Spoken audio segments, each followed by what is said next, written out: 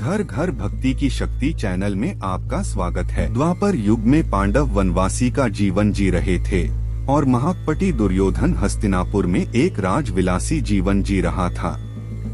एक दिन महर्षि दुर्वासा अपने शिष्यों के साथ हस्तिनापुर अतिथि बनकर पधारे थे। दुर्योधन ने काफी अच्छे तरह से उनका आतिथ्य किया। इसी पवित्र कार्य के बीच दुर्योधन ने अपने मामा शकुनी के साथ मिलकर पांडवों को परास्त करने की एक नई योजना बनाई। जब महर्षि दुर्वासा ने कहा कि हम अब भोजन करेंगे, तब दुर्योधन बोला कि ऋषियों को भोजन कराना तो एक महापुण्य का कार्य है, लेकिन महर्षि दुर्वासा मैं आपसे अनुरोध करता हूँ कि इस महापुण्य को प्राप्त करने का अवसर मैं अपने बड़े भ्राता युधिष्ठिर को देना चाहूँगा। इतना कहकर दुर्योधन ने महर्षि दुर्वासा और उनके शिष्यों को नजदीक के वन में बसी हुई युधिष्ठिर की कुटिया में भोजन करने के लिए भेज दिया, क्योंकि वह जानता था कि दोपहर के उस समय पांडव द्रौपदी सहित खाना खा चुके होंगे और कुटिया में खाना नहीं बचा होगा। कुछ ही समय में महर्षि दुर्वासा अपने शिष्यों के साथ पांडवों की कुटिया के सामने पहुंच गए। वहां युधिष्ठिर ने उनका बड़े आदर के साथ स्वागत किया।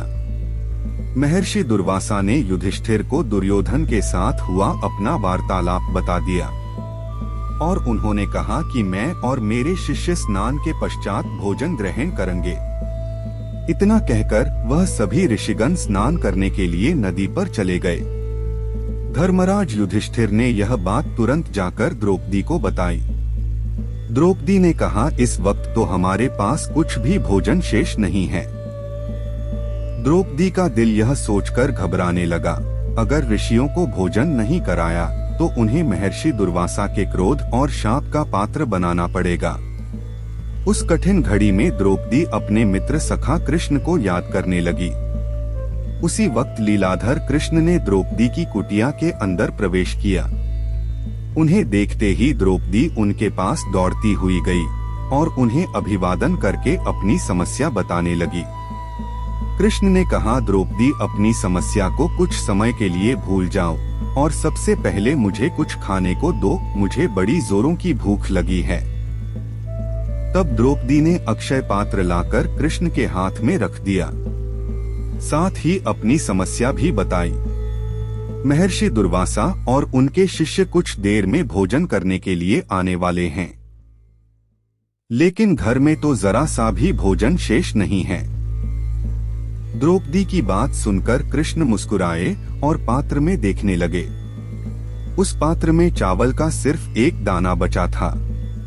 ये देखकर भगवान कृष्ण बोले, ये क्या, इसमें तो बहुत खाना बचा है, और वह चावल का बचा हुआ दाना उन्होंने खा लिया।